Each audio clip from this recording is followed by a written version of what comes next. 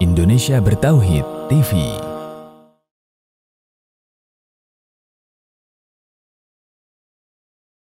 Alhamdulillahirrabbilalamin. Wassalatu wassalamu ala Sayyidina Muhammadin wa ala alihi wa sahbihi ajma'in, amma ba'd. Penulis berkata, hal-hal yang sunnah dan makruh ketika berpuasa.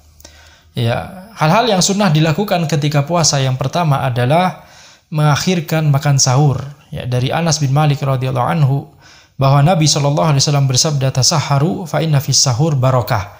Makan sahurlah karena sesungguhnya pada makan sahur itu ada keberkahan. Ya, jadi hal yang sunnah dilakukan ketika puasa adalah mengakhirkan makan sahur. Ya, di sini penulis menyebutkan keutamaan dari makan sahur itu sendiri. Ya, yang pertama adalah keutamaan dari makan sahur itu sendiri, bahwa ya makan sahur itu adalah pada makan sahur itu ada keberkahan. Jadi bedakan di sini antara ada dua istilah, suhur dan sahur. Kalau suhur itu adalah perbuatan makannya, perbuatan makan sahurnya. Sedangkan sahur itu adalah makanannya. Apa yang kita makan itu namanya sahur. Ya, sebagaimana di dalam bahasa Arab kita juga mengenal kata tuhur dan tohur. Tuhur itu adalah perbuatan kita melakukan toharoh, sedangkan tohur itu adalah alat yang kita gunakan untuk melakukan toharoh, yaitu air. Ya. Jadi suhur itu adalah perbuatan makannya, sahur itu adalah makanan yang kita makan. Maka di sini makan sahur itu ada disebutkan oleh Nabi Muhammad SAW, fa inna fis sahur barakah.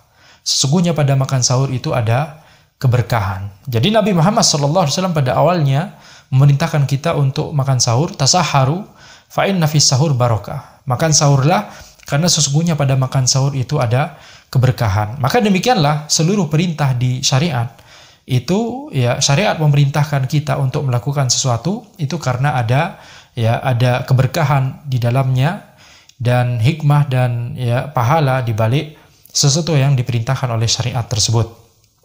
Dari Anas bin Malik radhiyallahu anhu bahwa beliau berkata, an Zaid bin Thabit radhiyallahu anhu qala tasahharna ma'an Nabi sallallahu alaihi wasallam thumma qama ila shalah.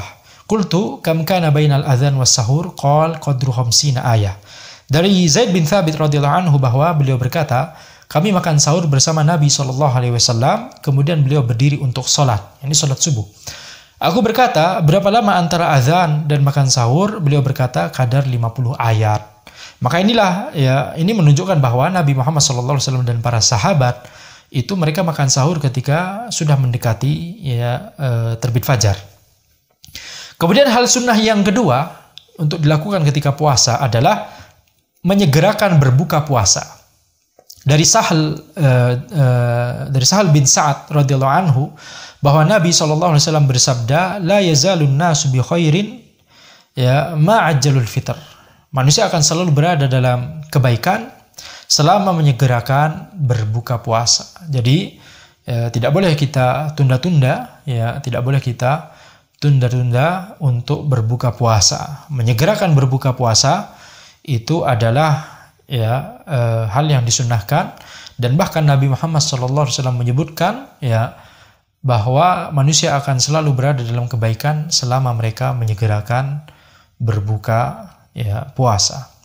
Kemudian hal yang disunnahkan yang ketiga ketika berpuasa adalah berbuka dengan rutab, jika tidak ada maka dengan tamr, jika tidak ada maka dengan air. Ya, dari Anas bin Malik radhiyallahu anhu bahwa beliau berkata, kana Rasulullah sallallahu alaihi wasallam yuftiru ala rutabat qabla an yusalli. Fa illam takun rutabat fa ala tamrat. Fa illam takun hasawatin mimma. Rasulullah sallallahu alaihi wasallam biasa berbuka dengan rutab. Rutab itu kurma basah yang masih muda sebelum beliau salat. Rasulullah sallallahu alaihi wasallam biasa berbuka dengan rutab sebelum beliau salat. Jika tidak ada rutab maka dengan tamr, kurma kering. Jika tidak ada maka beliau meminum beberapa teguk air. Kemudian penulis berkata, hal-hal yang makruh dilakukan ketika puasa yang pertama adalah mengumpulkan air ludah lalu menelannya. Jadi dia mengumpulkan air ludah kemudian menelan air ludah tersebut. Baik apakah dia melakukannya karena iseng saja, atau karena haus, atau karena sebab lainnya. Ya, itu makruh hukumnya.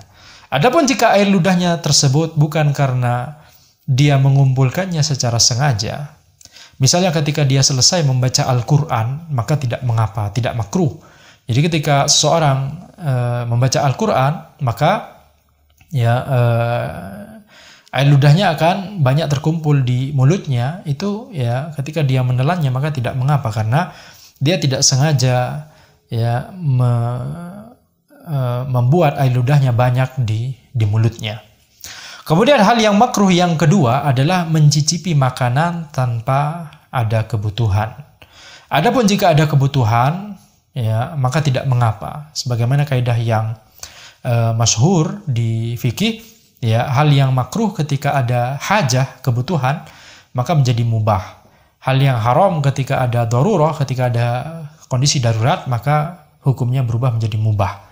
Ya, jadi jika ada kebutuhan seperti ingin mengecek rasa dari makanan yang dimasaknya atau hendak dibelinya, atau wanita yang mengunyahkan makanan untuk anaknya, maka tidak mengapa. Ya, hukumnya boleh, tidak makruh lagi karena ada kebutuhan. Kemudian hal makruh yang ketiga adalah mencium istri bagi orang yang mudah tergerak syahwatnya. Adapun jika orang tersebut tidak mudah tergerak syahwatnya, ya seperti misalnya orang yang sudah sepuh misalnya, maka tidak mengapa. Dari Aisyah radhiyallahu anha bahwa beliau berkata, anna Rasulullah sallallahu alaihi wasallam kana yuqabbilu wa huwa sha'im wa kana amlakakum li irbih. Bahwa Rasulullah sallallahu alaihi wasallam mencium istri beliau ketika sedang berpuasa, dan beliau adalah orang yang paling mampu untuk menahan syahwatnya. Ya, jadi ini menunjukkan bahwa mencium istri itu tidak masalah bagi orang yang